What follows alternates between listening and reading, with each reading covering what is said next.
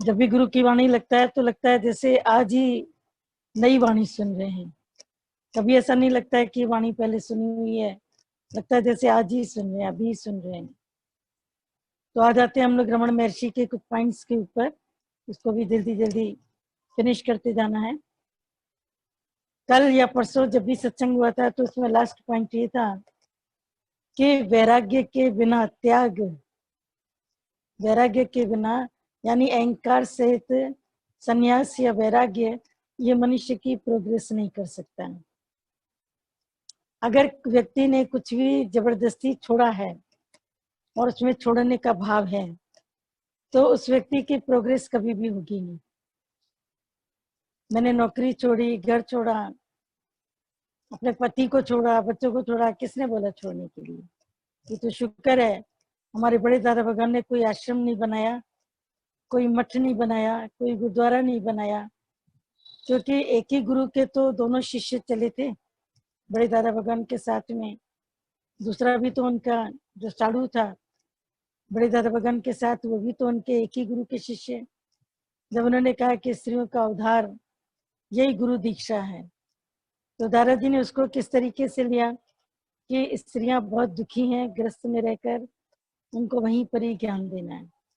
लेकिन दूसरे व्यक्ति ने क्या लिया, बोला स्त्रियां ग्रस्त में रहकर दुखी हैं इसलिए उनको घर गृहस्थी छुड़ाओ, उनको सफेद कपड़े पहनाओ, उनके लिए आश्रम बनाओ, उनके लिए उनको कंपेल करो कि अपना सब कुछ वो लेके, हक लेके सीधा आश्रमों में आकर के रुके।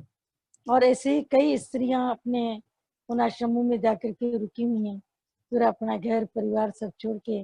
और आपको जान करके हैरानी होगी कि अभी लॉकडाउन में जब ये आश्रम खाली कराए जाने लगे, जहाँ पर हजार हजार दो दो हजार लोग रह रहे थे, एक आश्रम में 1000-2000 लोग, मीनिंगफुल चीज है, it is a meaningful thing.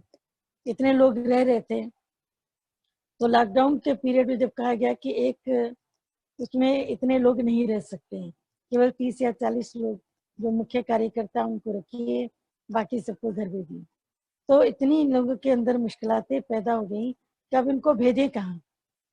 क्योंकि जहाँ पर भी भेज रहे हैं, एक तो भेजने का कोई जरिया नहीं, कोई ट्रेन नहीं चल रही है, कोई कार नहीं चल रही है, कोई बस नहीं चल रही है। दूसरा इनको भेजें तो कहाँ भेजें? तो किसी तरह से वहाँ की गवर्नमेंट को लेटर लिख के, स्टेट गवर्नमेंट को कंसिडरेशन करा के कि जल्दी हम उनको भेजेंगे, जल्दी ऐसा करेंगे। लेकिन आप कभी सोच सकते हो कि जब इस तरह की परिस्थितियां आ जाती हैं जहाँ पर अपने घर की ओर जाना पड़ता है, तब कहाँ जाए? और ऐसी परिस्थितियां आती कई बार जीवन में आती हैं। तो दारा जी ने कैसे अपने दिमाग से, इंट्यूशन से कैसे ये काम किया कि कोई आश्रम नहीं रखे। क्योंकि आश्रम में जब लोग आते हैं तो छोड़ने के भाव से आते हैं, हम इतना छोड़ के आए, दादागिरी हो जाती है उनकी, गुरु के ऊपर भी दादागिरी, हमने ये किया, हमने ये किया, हमने ये किया। पर जब छोड़ने का भाव अंदर में वैराग्य नहीं है और छोड़ के आए हो, तो कल का परसों का ही पॉइंट था कि अंदर में वैराग्य के बिना अहंकार सहित त्याग कोई सच्चा त्याग नहीं। वो त्याग है ही नहीं जिसमें अहंकार का भाव है कि मैंने छोड़ा, मैंने छोड़ा। तो इसीलिए आओ एक काम करते हैं कि सब कुछ छूट जाए पर पता नहीं लगे। तो इसलिए दादा भगवान ने जब कभी भी वैराग्य की बात करी है तो त्याग की बात नहीं करी है, वैराग्य की बात करी है। वैराग्य और त्याग में बहुत फर्क होता है। फर्क ये होता है कि त्याग में जबरदस्ती छोड़ना पड़ता है, मजबूर है, और वैराग्य में ऑटोमेटिकली छूट जाता है, स्वाभाविक तरीके से छूट जाता है। ये बड़ा एक ही उसमें डिफरेंस रहता है, बहुत बड़ा ये फर्क है। त्याग माने जबरदस्ती छोड़ना। जैसे आप कहीं पर अपना पर्स रख के आए हैं और घर आकर के आपको याद है कि हमने पर्स वहां रखा था, तो आप एकदम से उसको फोन करोगे, मेरा पर्स वहां रखा था, जरा मेरे घर भिजवा देना। लेकिन आपको पता ही नहीं है कि आपका पर्स कहाँ गिर गया, कहाँ छूट गया, कहाँ रखा था, कहाँ निकल गया, तो आप किसको किसको फोन करोगे? और फोन करके भी कोई जरूरी तो नहीं कि वस्तु वहां से मिलेगी, क्योंकि छूट गई। त्याग में छोड़ा, वैराग्य में छूट गया। तो इसीलिए दादा भगवान की एक पॉइंट आती है कि जब पंखा चल जाता है, बिजली आ जाती है, बत्ती आ जाती है, तो हाथ का पंखा छूट जाता है। जब नींद आती है तो चश्मा, पुस्तक, मोबाइल, आपके हाथ में कुछ भी है वो आपके हाथ से छूट जाता है। इसी तरीके से जैसे चंद्रमा निकलता है तो व्रत टूट जाता है, इसी तरह जब अंदर का वैराग्य आता है तो कुछ छोड़ना नहीं पड़ता है, सब छूट जाता है। फिर ईट ड्रिंक कैन बी मेरी, ये कहना कि खाओ पियो मौज करो, हमने तो सत्संग इसके लिए सुना। कई लोगों को हम देखते हैं कि जब वो अपने सत्संग का भी मिसयूज करते हैं, अरे गुरु ने सत्संग सुनाया इसीलिए। अब आजकल तो यात्राएं बंद है, नहीं तो कभी देखो तो गोवा बैठे, कभी देखो कहीं बैठे, कभी कहीं बैठे, और किसके साथ बैठे, केवल अपनी फैमिली के साथ में। नो सत्संगी विद देम, कोई सत्संगी नहीं है, कोई उनका सत्संग का कोई मेंबर नहीं है। यानी वो अपने ऐश के लिए जा रहे हैं, अपने मजे के लिए जा रहे हैं, अपने सुख के लिए, अपनी भले घर गृहस्थी साथ में, अपनी गृहस्थी के लिए जा रहे हैं। पर जिस व्यक्ति को अंदर से त्याग, अंदर का भावना वैराग्य वृत्ति है, त्याग वृत्ति है, तो बड़े दादाजी कितने लोगों के साथ, घर वालों के साथ, कितनी बार अकेले तुमने उनकी फोटोग्राफ देखी। हमारे श्याम भगवान गीता भगवान को लेकर के कितनी बार गए, कौन से उनके फोटोग्राफ्स तुम्हारे पास में, क्या तुम बता सकते हो? उन्होंने अपने जीवन को कहाँ दिया, और एक आम आदमी जो सत्संग सुन रहा है वो जीवन को कहाँ दे देता है और भूल कर बैठता है। अंदर से वो भूल जाता है कि सच में मैं कर क्या रहा हूँ, मैं क्या कर रहा हूँ। ये तो जब गुरु जगाता है तो शायद आंख खुले, नहीं तो उल्लू की तरह आंख बंद है, खाया पिया सो गया, खाओ पियो आराम से मौज करो, आराम से मौज करो। अब आराम से तुमने मौज तो की, पर ज्ञान अंदर गया ही नहीं। इसलिए जब परिस्थिति आती है तो गिर जाते, हालत आती है तो रोने लगते हैं, कोई बात ऐसी मन में आ जाती है तो मन उनका परेशान हो जाता है। तो क्यों? क्योंकि वो रहे ही अंत तक सत्संग की सर्किल में है। यही ड्रिंक एंड बी मेरी, यही उनका सच्चा वैराग्य है। अभी भी दादाजी कितना समय अपना निकाल करके बैठते, अभी 15-16 में सबने ये चीज एक मार्क करी, सबने बताया, बोला दादाजी सुबह भी बैठे थे, शाम भी बैठे थे, बिल्कुल एकदम एकाग्रचित स्थिर होकर, अनकंसर्न न्यूट्रल, न कोई खुशी न कोई गम, न किसी में इन्वॉल्वमेंट है कि भाई ये चीज बहुत अच्छी हो रही है, न किसी चीज की प्रशंसा है, न किसी चीज की बुराई, अंदर से बिल्कुल निष्प्रय तत्व ज्ञानी, अनअटैच, डिसइंटरेस्टेड होकर के बैठता है।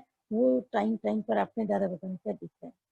तो जब ऐसा आपने देखा है तो आपका मन जबरदस्ती त्याग से कोई त्याग नहीं होगा, लेकिन अहंकार सहित जो तुमने त्याग किया तो उसमें अहंकार बचा रहेगा।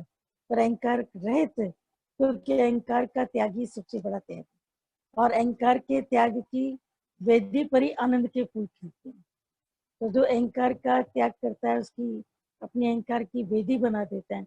वेदी समझते हैं ना, यज्ञ की वेदी, यज्ञ की वेदी बनती है। तो यज्ञ की वेदी में कितनी संविदा की सामग्रियां पड़ती हैं, स्वाहा स्वाहा स्वाहा। कितनी देर तक लोग बैठे रहते हैं, उनको एकचित होकर के बैठे रहना पड़ता है, उठ करके वो आवश्यक कार्य के लिए भी नहीं जा सकते, माफी मांग करके जाएंगे, फिर माफी मांग करके यज्ञ में बैठेंगे। यानी उस समय उनको सब कुछ स्वाहा करना पड़ता है। पीछे दुनिया में क्या हो रहा है मुझे मत बताओ, जो हो रहा है स्वाहा। तो ऐसे जैसे एक यज्ञ की वेदी भी कहती है स्वाहा, तो सत्संग एक बड़ा यज्ञ की वेदी है। तो इसमें अपने को स्वाहा करते जाओ, गुरु के आगे अपना समर्पण करते जाओ और गुरु के कार्य में लग जाओ। पहले अपना उद्धार, दादाजी ने क्या बोला अभी, पहले अपना उद्धार, पहले सुधार फिर उद्धार, फिर दूसरों का सुधार और उनका उद्धार। पर पहले शुरू तो अपने से ही करनी पड़ेगी। आज के रमन महर्षि के पॉइंट चल रहे हैं दादा भगवान की डायरी से। तो रमन महर्षि का 18 नंबर पॉइंट है कि भगवत प्राप्ति को तो में नहीं समझाया जा सकता, उसको तो केवल मौन और निर्विचारता में ही पाया जा सकता। 19, मैं आत्मा हूं, यह जानने के लिए अत्यंत दृढ़ निश्चय की आवश्यकता है। 20, यह जानो कि सत्य वाणी और बुद्धि से परे। तीनों बातें अलग अलग है पर समझने की है, बहुत अच्छी। कि भगवत प्राप्ति को शब्दों में समझाया नहीं जा सकता। ये वर्ड्स नहीं है जिसको तुम कैच करोगे या जिसको तुम सुनोगे, जिसको तुम समझोगे। ये कोई शास्त्र नहीं है जिसको तुम पढ़ोगे। कई बार कोई बोलता है गुरु से, हमको कोई अपने लिखी हुई चीज दीजिए हम पढ़े। पढ़ तो लोगे, ठीक है, अच्छी बात, लेकिन पढ़ लेने के बाद भी मन कभी था। तो गुरु के मुझसे ज्ञान को पक्का करना है, दृढ़ निश्चय को बहुत अच्छे से पक्का करना है। तो भगवत प्राप्ति को शब्दों में समझाया नहीं जा सकता है, वर्ड्सलेस। ये शब्द रहित आत्मा है, इसीलिए इसको एक नाम दिया गया नाद। नाद माने गूंज। केवल in the beginning there was word, word माने शब्द नहीं, यहाँ पर वर्ड का मतलब है नाद। उसको नाद ब्रह्म कहा गया। नाद मतलब समझ रहे क्या होता है? नाद तुम ऐसे समझो जैसे सिंधी में तुम नौद शब्द से भी समझ सकते हो कि जो बड़े बड़े ढोल होते हैं, बहुत बड़े वाले ढोल, उसके ऊपर जब एक आवाज की जाती है थप की, तो वो कितनी जोर से होता है, उसके बाद इको करती है, बहुत दूर तक जाती है। तो ब्रह्म नाद ब्रह्म है, नाद ब्रह्म एक गूंज है। तो जैसे उसमें से एक गूंज उठती है, एक विस्फोट हुआ ब्रह्म का, और विस्फोट होते ही दुनिया का निर्माण हो गया। तो एक गूंज, तो जो गूंज है उसमें से ही सब कुछ है। तो जब एक गूंज है तो इसमें कोई शब्द नहीं, शब्द बाद में बने, ABCD छोटा बड़ा ये सब बाद में बना। और जितने भी शब्द हैं, आप कभी कभी देखिए जब आप बहुत क्रोध में होते हैं और बहुत प्रेम में होते हैं, तो आपको शब्द नहीं मिलते बोलने, एकदम से आप क्रोध में भी रोना शुरू कर देते हैं, बहुत गुस्से में जब आप है, बहुत गुस्से, इतने गुस्से में कि आप बिल्कुल अपने आप ही को छोड़ बैठे। तो ऐसे गुस्से में आप जिस समय होते हैं, तो उस समय आपके मुंह से शब्द नहीं निकलते हैं, आप बिल्कुल एकदम मौन कर बैठते हैं, एकदम आप चुप हो जाते हैं। इसी तरह से प्रेम में भी जब आप होते हैं, कि जब आप प्रेम करते हैं किसी को भी, तो बहुत प्रेम में भी आप एकदम मौन हो जाते हैं, एकदम शांत हो जाते हैं, कि क्या किसी को बोले, प्रेम में भी शांति हो जाती है। तो जैसे मौन ही ब्रह्म है, और ब्रह्माकार स्थिति का मतलब भी मौन है, दोनों एक दूसरे के स्पर्श है। तो क्या मैं बात करूं पूरे दिन भर में, क्या बात करूं? तुलसी माता हम लोग को बोलते थे अपने घर में गले में एक छोटा सा एक टेप रिकॉर्ड लगा दो, और 24 घंटे अपनी वॉइस को रिकॉर्ड करो, रात के टाइम पर सुनो कि जो तुमने पूरे दिन भर में बोला, उसमें काम का कितना था और बेकार का कितना। तो आपको खुद ही हैरानी होगी कि आपने कितना रिपीटेशन किया है, एक ही बात के लिए कितनी बार बोला है, और एक ही सेंटेंस कितनी बार बोलते चले जा रहे हो। ये तो केवल बाहर की वाणी बता रहे हैं, अंदर के मन की तो भी बात ही नहीं शुरू हुई। बाहर की वाणी पर भी व्यक्ति कितनी बातें बताता जाता है। तो माता भगवान कभी कभी हम लोग को एक एग्जाम्पल देते थे, हंसाते भी थे। बोलते थे कानपुर में एक व्यक्ति था, माता भगवान कानपुर के ही हैं, तो कान्हापुर उसको बोलते हैं, कानपुर को कान्हापुर बोलते हैं। माता भगवान कानपुर में का एक मिसाल बताते थे कि एक व्यक्ति था बड़ी उम्र का, वो रोज सुबह को उठता था और अपने बेटे को जगाता था, और उसको बोलता था, गोपाल बेटा उठ, तेरे तकिए के नीचे 10 रुपए रखे हैं, जा करके दूध की बोतल लेकर के आओ। उस समय बॉटल्स में दूध आता था, और 3.5 या 4 रुपए की बोतल एक मिलती थी। तो उसको कहता जाता था, 2 बोतल दूध की लेके आना, फिर 2 रुपए मिलेगा, उसको मेरे तकिए पे रख देना, जल्दी जाओ, दरवाजा खोल के जाना, फिर आते समय दरवाजा बंद करना। इतनी सारी रोज की उसकी बातें थी। तो एक दिन बेटा जो गोपाल था वो उठा, और पिता के उठने के पहले ही बोलने लगा, बोला 10 रुपए दो, मुझे दूध लेने जाना है, 2 बोतल दूध की आएगी, 4 रुपए की एक बोतल है, 8 रुपए की 2 होगी, 2 रुपए लाना है, पिताजी आपकी तकलीफ पर रखना है। तो माता भगवान हम लोग को हंसाते थे, बोलते थे देखो बच्चे भी तुम्हारी नकल करते हैं, अगर तुम ज्यादा बोलोगे ना तो सब तुम्हारी नकल बनाएंगे।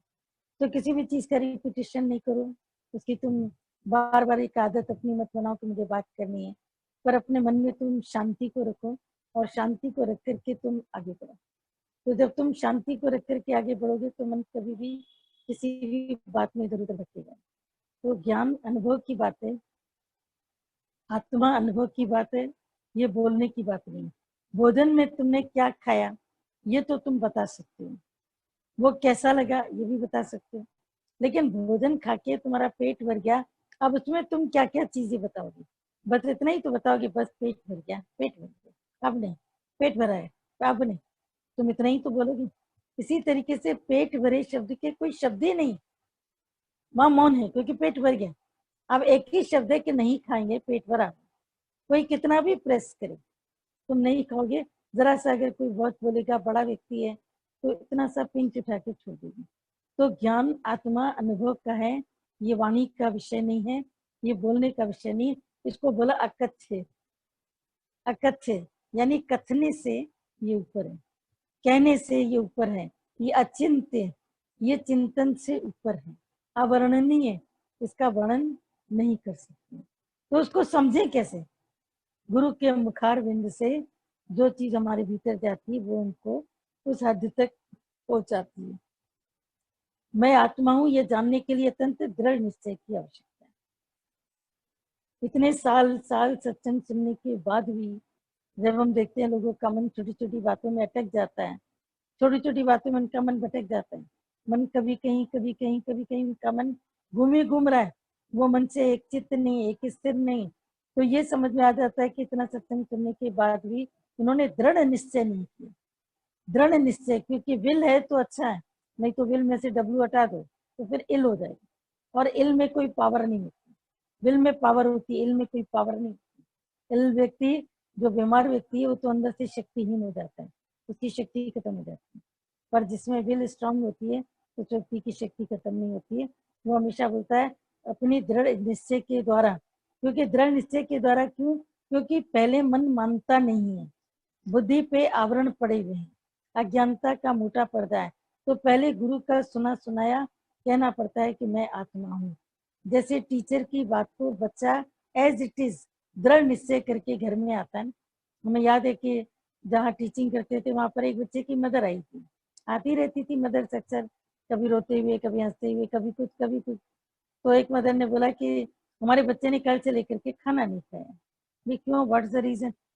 बोला केवल इतनी सी बात है कि हम घर में, हमारे पास तो एरियल पाउडर नहीं था, और बच्चे को स्कूल में कहा गया कि कल से अपनी जितनी भी शर्ट्स हैं, व्हाइट शर्ट्स हैं, उसको तो मम्मी से कहना तो एरियल में धो। बच्चे ने जिस वक्त बोला कि मम्मी एरियल में धोना है, तो मैंने कहा बेटा हमारे पास तो इतना पैसा नहीं है कि हम एरियल पाउडर ला सके, और घर में अवेलेबल भी नहीं, कहीं दूर जाना पड़ेगा लेने जाने के लिए। बोला वो दिन भर रोता रहा रोता रहा रोता रहा, और सुबह भी रोते रोते स्कूल आया। यानी बच्चे की बात को टीचर कैसे कैच करता है, एज इट इज। वो बहस नहीं करता, जब टीचर बोलती है दिस इज ए, तो बच्चा नहीं बोलता वाई दिस इज ए। जब वो एम बोलती है तो वो बोलता है दिस इज एम। वो ये क्यों नहीं कहता है कि ये उल्टा डब्लू है, वो डब्लू को क्यों नहीं कहता है कि उल्टा एम है। वो टीचर की बात को एज इट इज वैसे उठाता है। तो मन का जब ये स्वभाव बन जाता है कि वो गुरु की बात को एज इट इज उठाते हैं, जैसा गुरु ने कहा, जैसा गुरु ने समझाया, तो वो भाषा जब तुम्हारी हो जाती है, तो फिर उसके बाद में दृढ़ निश्चय करके तुम अपने को जान सकते हो कि मैं कौन हूँ। तो पहले ए पर एप्पल सुनना पड़ता है, गुरु की बात पे भरोसा करना पड़ता है, टीचर पे भरोसा करना पड़ता है। उसके बाद में पता लगता है कि भरोसा जो हमने किया वो बेकार नहीं था, वाकई ए पर एप्पल ही होता है। ये तो बहुत आगे पता चला। लेकिन उस समय तो तुमने टीचर से कोई आर्ग्यूमेंट तो नहीं किया, कोई सवाल जवाब तो नहीं किया, टीचर बोलती गई, तुम विश्वास करते गए। तो जब एक ब्राह्मण के कहने से बड़े दादा ने बोला कि ब्राह्मण ने तुम्हारा नाम तुम्हारे कान में बोला, तुम्हारा नाम तुम्हारे कान में बोला, तुमने सुना भी नहीं, तुमने आर्गुमेंट भी नहीं किया, और आज दिन तक तुम्हें अपना नाम इतना पक्का है, कभी तुमने किसी से ये नहीं पूछा मेरा ये नाम क्यों रखा, मेरे नाम में क्या मतलब है, मैं नाम नहीं पसंद करता हूँ, मैं नाम चेंज करता हूँ। आईसीएसई तक, बोर्ड तक चेंज कर लिया तो कर लिया, आगे तो बहुत दिक्कत हो जाती है। लेकिन ब्राह्मण ने तुम्हें जो बोला तुमने उसको पक्का किया, माँ बाप ने बोला उसको भी पक्का किया, टीचर ने बोला उसको भी पक्का किया। तुम्हारा गुरु तुमसे कह रहा है कि तुम आत्मा, तुम उसको पक्का नहीं कर सकते। फिर घर जाकर के मैं भूल जाता हूँ, मेरे से तो आत्मा भूल गई, मेरे को तो दुख हो गया, मेरे को तो शब्द लग गए, मुझे तो क्रोध भी आ गया। अरे क्रोध आता है तो उसका वशीकरण यंत्र भी तो गुरु ने दे दिया है कि जब क्रोध आए तो 10 मिनट के लिए रुक जाना, रुक जाना कि मुझे क्रोध करना चाहिए इस वक्त या नहीं, इस व्यक्ति के साथ या नहीं, कहीं करके मैं हमेशा के लिए टूट तो नहीं जाऊंगा। क्योंकि शब्द ऐसे होते हैं जो इंसान को बिल्कुल तोड़ देते हैं। और जब जब भी आप देखते हो कि क्रोध की स्थितियां पैदा हुई हैं, तो उसकी विसंगतियां कितनी हो जाती हैं। सीता माता ने अपने पूरे जीवन में 2 बार क्रोध किया था, पूरे पूरे जीवन में केवल 2 बार, और दोनों बार क्रोध का परिणाम क्या निकला? कोई अच्छा नहीं निकला। केवल 2 बार उन्होंने जीवन के भीतर में, पूरे जीवन में उनके अंदर में इतना धीरज था, इतनी शक्ति थी। हमारे भारतीय समाज ने भगवान राम को तो ऊपर उठाया, लेकिन भगवान रीत सीता माता की लाइफ के लिए बहुत कम बातें बताई। सुंदरकांड वगैरह पढ़ लो तब तो सीता माता की बातें समझ में आती हैं, रामायण पढ़ लो तो समझ में आती है। आम जिंदगी के अंदर सीता माता का धीरज, प्यार, उनका त्याग, उनकी तपस्या, उनका वैराग्य, उनका बच्चों के प्रति श्रद्धा, उनकी पति की मर्यादा के प्रति श्रद्धा, इसको इतना अधिक महत्व नहीं दिया गया। पुरुष प्रधान समाज है तो पुरुषों को ही महत्व दे दो, स्त्रियों को दो ही नहीं देते। पर सीता माता ने जीवन में 2 बार क्रोध किया। पहली बार उन्होंने क्रोध तब किया जब भगवान राम वन की ओर जा रहे थे, तो उन्होंने कहा था कि मैं अकेला ही जाऊंगा, मैं किसी को साथ लेकर नहीं जाऊंगा। तब सीता माता ने क्रोध में ये वचन कहे थे, अगर आप मुझे यहाँ छोड़ करके जाएंगे तो मैं अग्नि में जल करके आत्मदाह कर दूंगी, मैं आपको वापस नहीं लूंगी। उस क्रोध का कारण क्या था, भगवान राम को ने लेना पड़ा। और लक्ष्मण तो वैसे ही उनके साथ हो। उनकी माता ने क्या दिया था सुमित्रा ने, अगर राम घर में नहीं तो तुम भी घर में नहीं। वो समय कुछ और था, वो समय ही कुछ और था। वो समय ऐसा था जैसे कौशल्या माता ने जब लक्ष्मण को शक्तिपात हुआ है तो कहलवा करके भेजा अपने बेटे राम को, अगर लक्ष्मण न हो तो तुम भी मत आना अयोध्या में। उस समय की तो बातें ही निराली होती थी। अपने से ज्यादा अपनी देवरानी का बच्चा, सौत का बच्चा देवरानी का, ये तो उनके स्टेप्स हो गए। उनके भी बच्चों को इतना उन्होंने प्रेम किया, उनको भी इतना उन्होंने ऐसा दिया, लिया है तो दिया भी है, सब तरह की चीजें। पर सीता माता के क्रोध का नतीजा क्या निकला, एक स्त्री को जंगल जंगल भटकते भटकते कितनी बातें, ये तो फिर जोड़ी थी चलती रही। फिर दूसरी बार उन्होंने क्रोध कब किया, जब वो लक्ष्मण को कह रहे हैं कि तुम्हारे प्रभु तुम्हारे भाई तुमको बुला रहे हैं, वो किसी मुसीबत में है। क्योंकि जब वो ऐसा स्वर्ण मृग के पीछे भागे भगवान राम सीता माता के कहने पर, क्योंकि सीता माता का भी एक अद्भुत, ये स्त्री हृदय जैसे कहना चाहिए, कितना अद्भुत है। जिस वक्त वो उसमें थी वन में तो उनको सोने का मृग चाहिए था, और जिस वक्त उन्हें सोने की लंका मिली तो उन्हें राम चाहिए था। मन बड़ा अजीब है, सोने की लंका, सोने की पूरी स्वर्ण की। कैसे मरीचि ने अपना रूप बदला था रावण के साथ, तो सबको पता है कि मरीचि ने अपना रूप बदला, और क्योंकि वो रूप बदलने में माहिर था और स्वर्ण हिरण बन गया। और सोने का हिरण कभी नहीं होता, ये सीता माता तो जानती है, लेकिन भगवान राम भी तो जानते थे। लेकिन फिर भी तो उसके पीछे गए। तो जिस वक्त वो लक्ष्मण से कह रही हैं कि भगवान राम किसी मुश्किल में, तुम उनको बचाने के लिए जाओ, तो लक्ष्मण को पता है कि मेरे भाई ने कहा है कि तुम अपनी भाभी की रक्षा करना, मैं बस अभी आया। तो लक्ष्मण अपने भाई के वचन को याद करते कि नहीं, मैं नहीं जाऊंगा। तब सीता माता का मन विचलित हो जाता है, और व्यथित होकर वो लक्ष्मण पर क्रोध करती है, और क्रोध करके उनको कहती है कि मुझे पहले ही मालूम था कि तुम जंगल में इसलिए आए हो क्योंकि तुम्हारी नजर मेरे ऊपर है, तुम्हारी खराब नजर है मेरे ऊपर, तभी तुम जंगल में आए हो भगवान राम के साथ में, नहीं तो तेरी क्या जरूरत थी, मैं तो काफी थी ना, तुम क्यों आए, तुम किस लिए आए राम के साथ। तो ये ऐसे जो वर्ड्स उसने सुने, तो लक्ष्मण ने देखा, तभी भी उसने लक्ष्मण रेखा खींची, एक रेखा खींची, बोला ये रेखा है भाभी, आप इसके बाहर कभी पाँव मत रखना।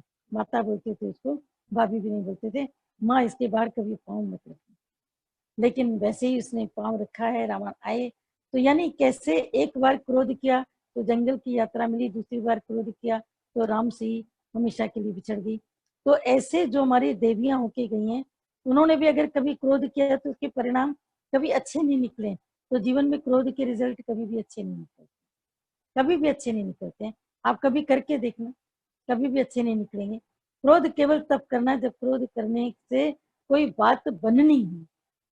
कई बार गुरु हमारे ऊपर क्रोध करता है, कभी गीता भगवान की आप वाणी सुनो, आपके बिल्कुल एकदम दिमाग के जो परखच्चे हैं एकदम उड़ गए।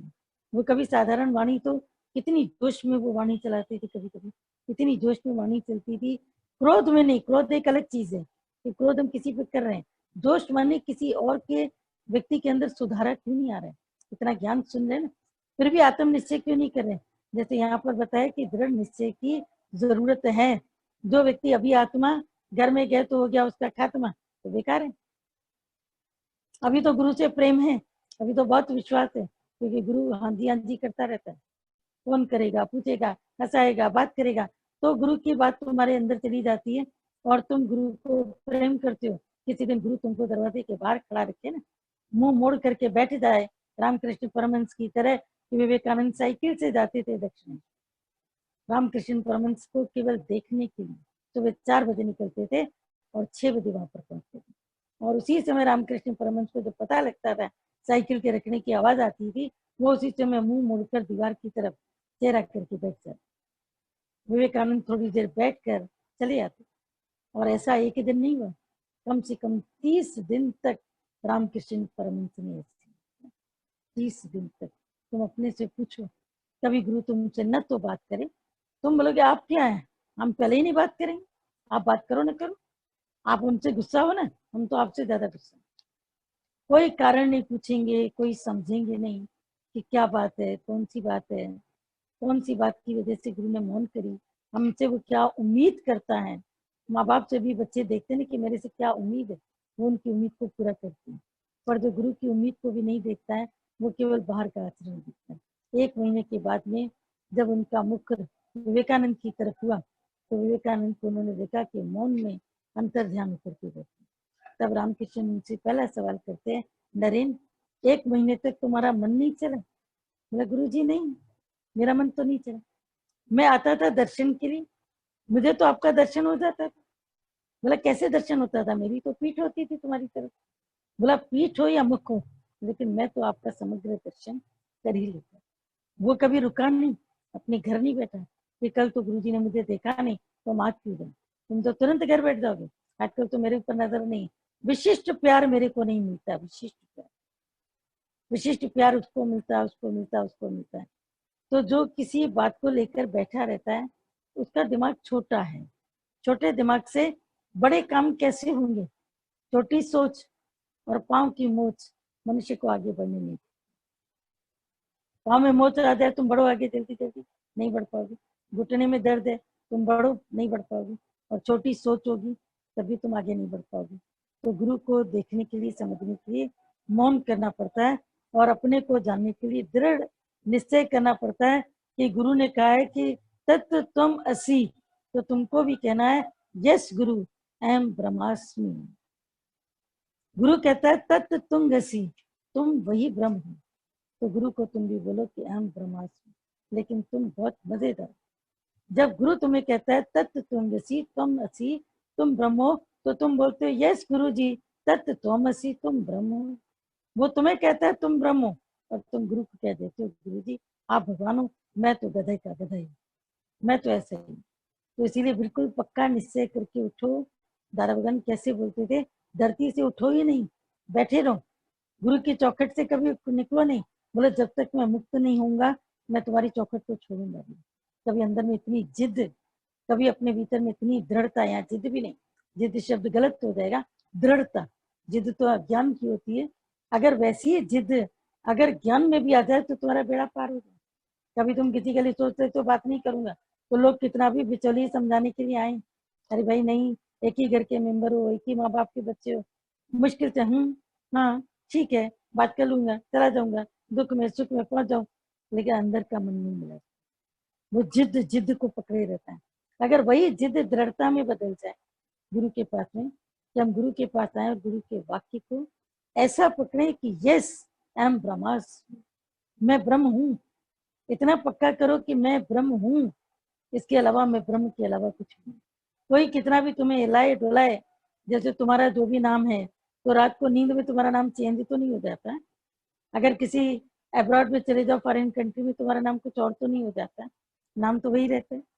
तो जैसे तुम्हारा नाम वही रहता है, वो बदलता नहीं है, उसी तरीके से मैं ब्रह्म हूँ, इसमें कोई परिवर्तन की गुंजाइश तुमको नहीं रखनी चाहिए। पक्का निश्चय करो, यस अहम ब्रह्मास्मि, मैं ही तो हूँ, मैं ही तो हूँ, मैं ही तो हूँ। दूसरे देखना ही नहीं कि कहीं पर दूसरा है। बार बार जब तुम दूसरा देखते हो उसको खत्म करो। आज के आगे की ये 2 पॉइंट है।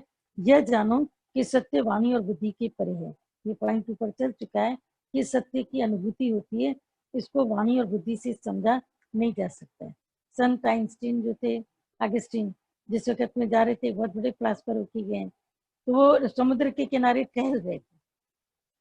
उन्होंने बहुत विद्या अध्ययन किया, बहुत शास्त्र पढ़े, पर सेल्फ रियलाइजेशन की जो स्थिति थी वो उसको प्राप्त नहीं हुई।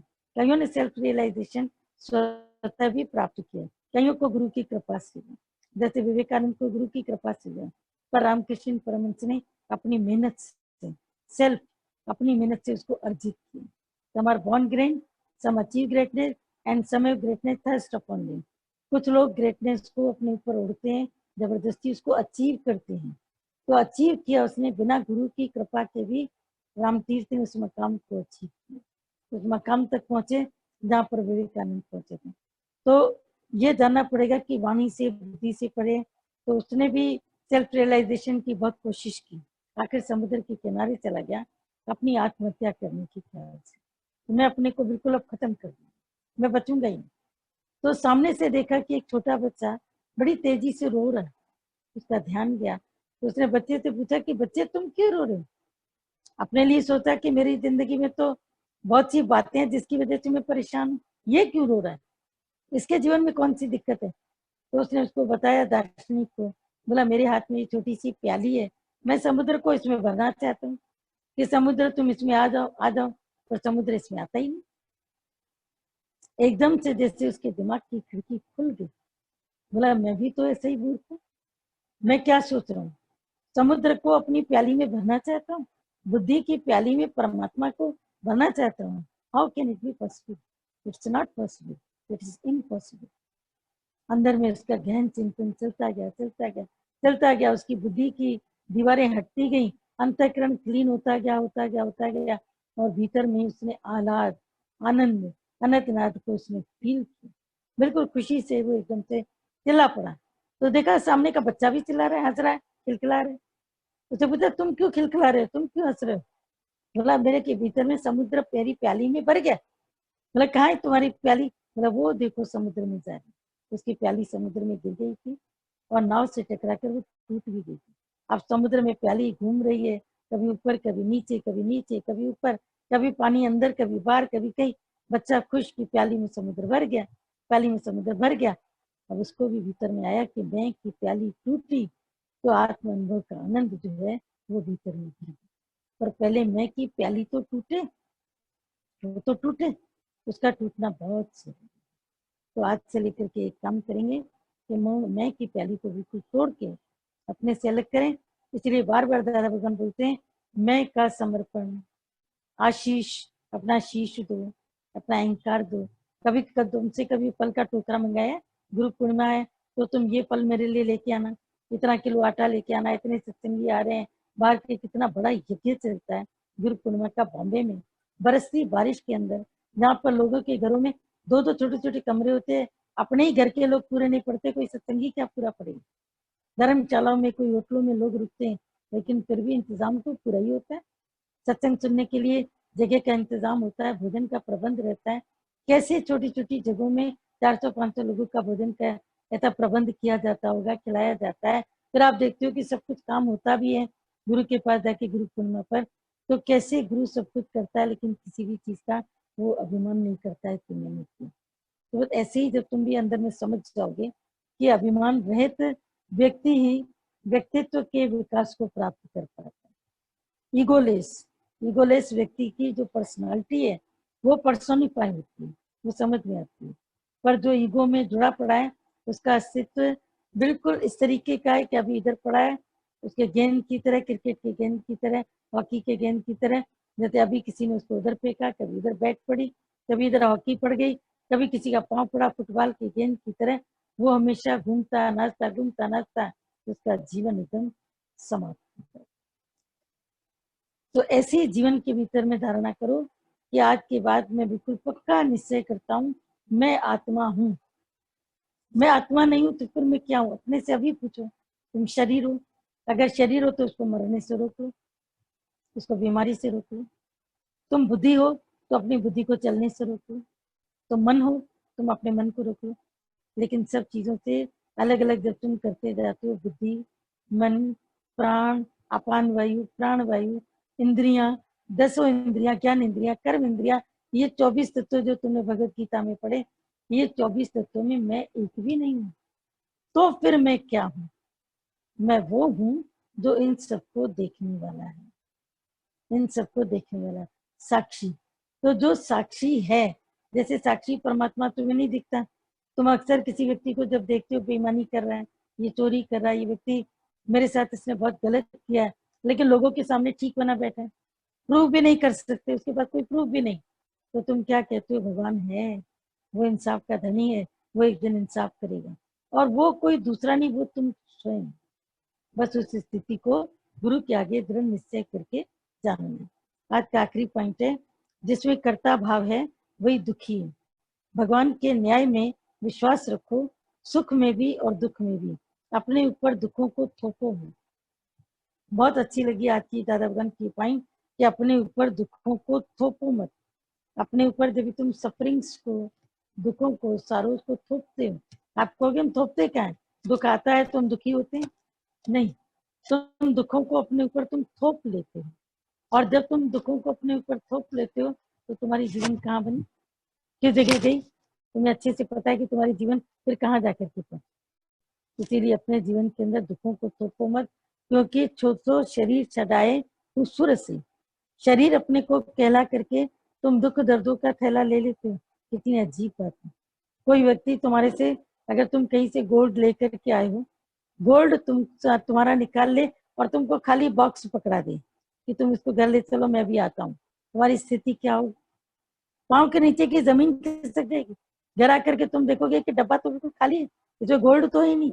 अरे मैंने तो अभी अभी 10 लाख का ऐसा सोने लिया है, डायमंड का सेट लिया है, वो तो निकल गया। तो बाकी जो तुम्हारे पास एक खाली डिब्बा है, वो तुम्हारे जीवन के अंदर क्या काम करता है? वो क्या काम कर पाएगा? तो खाली डिब्बा जब तुम्हारे पास में रहता है, तो तुम कितने अंदर में परेशान रहते हो। तो जिस व्यक्ति के अंदर कर्ता भाव नहीं है, वो व्यक्ति अंदर से बिल्कुल एकदम शांत है, मौन में है, अपने निश्चय में रहता है, अपनी मस्ती में रहता है। तो अपने ज्ञान को अच्छे से समझो और मौन होकर के तुम गुरु को समझ पाओगे। तुम बोलते बोलते गुरु को कभी नहीं समझ पाओगे, क्योंकि तुम अपने आशंका शंका, जो तुम्हारे अपने एजम्पशंस हैं, जो तुम्हारी अपनी तराजू है, तुम उससे गुरु को तोलते हो, गुरु के शब्दों को भी तोलते हो, और गुरु के शब्दों को, गुरु के कर्म को भी तोलते हो। तो इस वजह से जीवन का विकास कभी भी तुम्हारा नहीं हो पाता, कभी नहीं हो पाता। तो तेरे गुरु को कभी भी तोलना नहीं, क्योंकि वो अवर्णनीय है, वो अकथनीय है, वो अतुलनीय है। अतुलनीय मतलब उसकी तुलना नहीं कर सकते, उसको तुम तौल नहीं सकते, उसकी कोई तौल है ही नहीं। जैसे सूरज को हम किसी से भी हम जोड़े, सूरज को जोड़ पाएंगे? चंद्रमा से तो हम जोड़ देते हैं। जैसे किसी स्त्री को बोलते हैं तुम्हारा जो मुख है नहीं चंद्रमा के समान है, लेकिन चंद्रमा किसके समान है ये बताओ? तुम नहीं बता सकते। इसी तरह सूरज की तुम तुलना किससे करोगे? किसी से भी तुम नहीं कर सकते। इसका मुख सूरज की तरह दैदीप्यमान है, ये ठीक है, लेकिन सूरज किससे तुलना कर? तो सूरज की तुलना तुम किसी से नहीं कर सकते हो, क्योंकि वो स्वयं भू है। ऐसे ही गुरु स्वयं भू है, उसकी कभी भी तुम तुलना शब्दों से, कर्म से करने की कोशिश अगर करोगे, तो तुम कोई मुसीबत में आना। तो जो गुरु कहे उसको अंदर में श्रद्धा भाव से स्वीकार करते हैं, और ऐसे स्वीकार करो कि मन का चलना फिर तुम्हारा बंद हो जाना चाहिए। एक था माली, उसका एक दोस्त था सुना। माली जो फूलों को उगाता था, खेती बाड़ी करता था, और उसके गार्डन में बहुत तरह के प्लांट्स लगे रहते थे, बहुत अच्छे खुशबू वाले। और जो सुनार था वो तो अपनी मदमस्ती में चलता था। सुनार अक्सर माली को अपनी दुकान पे ले जाता था, आज ये नई ज्वेलरी बनाई है, आज इतने की बनाई है, ये इतने का बिका है, ये माल इतना कमाया, अब इतना कमा कर मैं ये बना। अरे तुम मालीगिरी करके पता नहीं क्या करते हो, फूलों में ही, खेती बाड़ी में ही अपने जीवन को तुम्हें तो बर्बाद कर रखा है। अगले दिन उसको अपने घर पे बुलाया, बोला तुम आओ, फूलों की खुशबू लो, बैठो, देखो ग्रीनरी में कितना अच्छा लगता है। पर उसको मजा नहीं है, मजा ही नहीं है। एक दिन उसने, जो फ्लावर्स का काम करता था, उसने फ्लावर शो में एग्जीबिशन रखी थी। तो उसने उसको बोला, अपने दोस्त सुनार को बोला, आना कल आकर के तुम एग्जीबिशन तुम देख करके जाना, बहुत अच्छी एग्जीबिशन लगी है यहाँ भी। जब जनवरी आता है, 26, 27, 28 जनवरी, 2-3 दिन का गवर्नर हाउस में फ्लावर शो लगता है, तो कई लोग देखने भी जाते हैं। हम लोग भी पहले जाते थे देखने, और फ्लावर्स के बीच में जाते ही एक अलग ही प्रकार का माहौल, एक अलग ही प्रकार की मानसिक स्थिति, प्रकार की खुशी मिलती है। ये नहीं कि उससे सुगंध मिल रही है, लेकिन उनका खिलना, उनकी ताजगी, उनका निष्प्रय भाव, वो सब कुछ खुले हैं। अभी थोड़ी देर के बाद में उनको मुरझा भी जाना है, लेकिन फिर भी उनकी ताजगी के ऊपर कोई असर नहीं पड़ता। उनका अस्तित्व तुम्हारे अस्तित्व से मिलता जुलता है, इसलिए वो तुमको खुशी देता है। लेकिन फूलों से कुछ सीख पाए तब ना। सोनार जब गया एग्जीबिशन पर, तो वो एक एक फूल को तोड़ता जाए, और वो सोने को, जिसमें कसौटी में तोला जाता है, घिसा जाता है सोने को, वो उसके ऊपर फूल को घिसता चला जाए। ये भी फूल बेकार है, तो सोने के ऊपर बेकार। अब सोने की कसने की कसौटी, उसके ऊपर तुम फूल को कसोगे तो क्या होगा? एक फूल उसने तोड़ा, फिर दूसरा तोड़ा, फिर तीसरा तोड़ा। आखिर उसका जो दोस्त था फ्लावर शो वाला, जो गार्डनिंग करता था, उसने हाथ जोड़े, बोला मेरे भाई तुम वापस चले जाओ, तुम फूलों की नजाकत और नफासत को नहीं समझ पाओगे, तुम इसकी ब्यूटी कॉन्सेप्ट तुम्हारे भीतर नहीं है। अगर सुंदरता का कॉन्सेप्ट होता है ना किसी में, तो वो बादलों में से भी सुंदरता को ढूंढ लेता है। एक वीरान पेड़ होता है बिल्कुल, जिसमें पतझड़ आ गई, जिसमें पत्ते भी नहीं, फिर भी उसमें से सुंदरता को वो ढूंढ लेता है, क्योंकि उसका कॉन्सेप्ट ब्यूटी कॉन्सेप्ट, वो ब्यूटी को प्रेम करता है और ब्यूटी अट्रैक्ट उसको करती है, और वो ब्यूटी के प्रति अट्रैक्ट होकर उसका कहने से कि उसको एडमायर करता है, क्योंकि beauty is to admire not for touch, वो ब्यूटी को एडमायर करता है दूर से, देख ये स्त्री बहुत सुंदर है, मकान बहुत सुंदर है, ये काम बहुत सुंदर है, लेकिन वो ये नहीं चाहता कि मेरे पास आ जाए, ऐसा उसका मन नहीं होता है, क्योंकि वो ब्यूटी कॉन्सेप्ट को रखता है। तो सोनार को जब गुस्सा आ गया तो बाद में उसने उससे पूछा, बोला मैं जब तुम्हारी शो में आया था तो तुमने मुझे मना क्यों किया, तुमने वापस क्यों किया? बोला भाई, फूलों को कसने की जो कसौटी है वो आंख होती है, और जो सोने के कसने की कसौटी होती है वो लोहे की सिल होती है, उसके ऊपर उसको कसा जाता है। तो लोहे की सिल के ऊपर तुम सोने को कसो, तुम फूलों को कैसे तुम उसको कस पाओ? तो ब्रह्म ज्ञानी को तुम अपने मन की कसौटी पर कभी भी खरा नहीं पाओगे। तुम्हारा मन अलग प्रकार का है, तुम्हारी सोच अलग प्रकार की, छोटी, इसमें अभी अज्ञानता है। तो ज्ञानी को, यहाँ तक कि किसी सत्संगी को भी क्या जरूरत पड़ी, हम क्यों किसी को कसौटी पर तोले? दारा जी की वर्ल्ड हमेशा अपने जिंदगी में याद रखना, I have come to love only, not to जज anybody else, says Lord Christ. मैं दुनिया में प्रेम करने के लिए भेजा गया हूँ, किसी को जज करने, आलोचना करने, कम ज्यादा कहने के लिए मैं नहीं भेजा गया। ये चीज को पक्का करो, ठीक है? तो ये चीज पक्का करेंगे तो हमेशा खुश रहेंगे, और नहीं तो मन कभी खुशी, कभी दुखी, कभी खुशी, कभी दुखी। ये मन के हालात अपने